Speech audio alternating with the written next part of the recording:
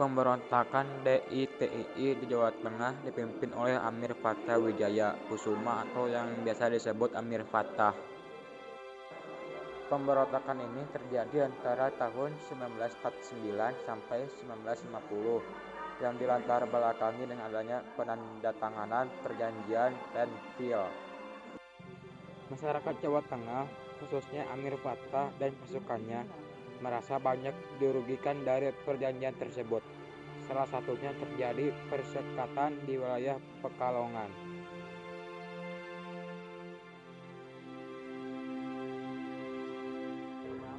Munculnya gerakan DITII di Jawa Tengah diawali dengan adanya perubahan situasi politik di daerah Tegal, Brebes akibat penandatanganan perjanjian Renville. Dalam perjanjian tersebut disebutkan satu pasal yang berisi bahwa semua kekuatan pasukan Republik Indonesia atau RI yang berada di daerah penduduk Belanda harus ditarik dan ditempatkan di daerah RI. Wilayah Karesidenan Pekalongan termasuk daerah penduduk Belanda, sehingga pasukan RI harus meninggalkan dan mengosongkan daerah tersebut.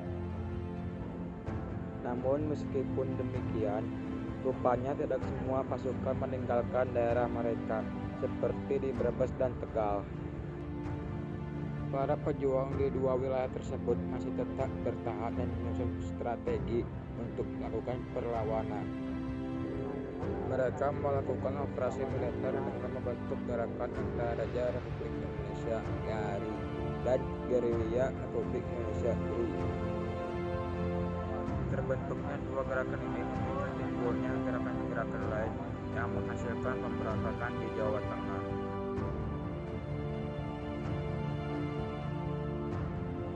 Sebelumnya, adanya pemberontakan DITII di bawah kepemimpinan Amir Fattah di Jawa Tengah sudah lebih dulu pernah muncul gerakan yang serupa dipimpin oleh Abbas Abdullah.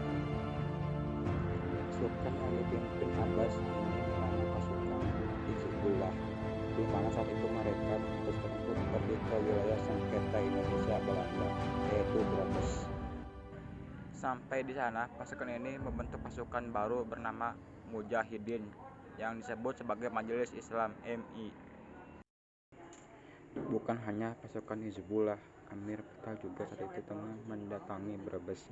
Minatnya untuk kemudian turut bergabung dalam pemberontakan ini adalah karena ia merasa memiliki cara pandang dan ideologi yang sama, khususnya dalam membentuk negara Islam Indonesia. Akhirnya pada 23 Agustus 1949, Amir bersama teman-temannya memutuskan bergabung dengan NII yang dipelopori oleh Kartosoewirjo.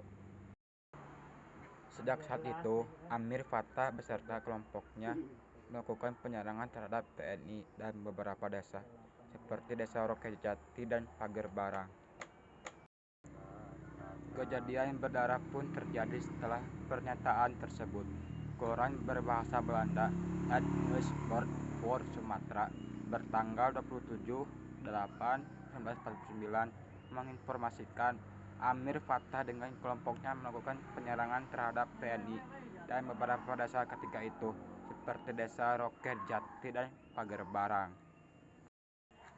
Memasuki November 1949, DITII pemimpinan Amir Fattah diwartakan oleh The Lokomotif pada tanggal 16 bulan November 1949 mesti tanggung jawab juga terhadap kasus serangan di Desa Gumelar, Tegal Selatan, serta di Asem dan di Wonosari.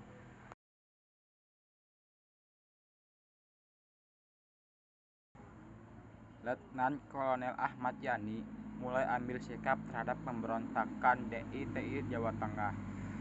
Ia mengirim pasukan banteng raider yang berhasil melemahkan kekuatan tentara Amir Fattah hingga lari ke Tunggang Langgang ke Jawa Barat.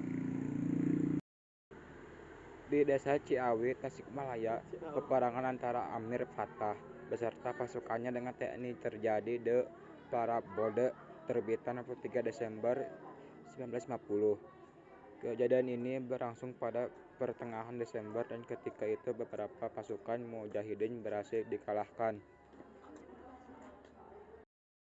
Ternyata Panglima Perang Hizbullah ini berhasil lolos dari tangkapan TNI.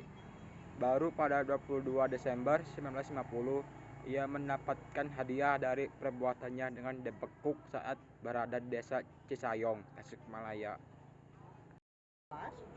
Amir Fatah dipenjara selama 2 tahun, lalu dibebaskan. Ia mendapatkan izin untuk bepergian ke negara lain. Setelah itu, pertama ia pergi ke Amerika dan Eropa hingga akhirnya memutuskan menetap di Korea Selatan.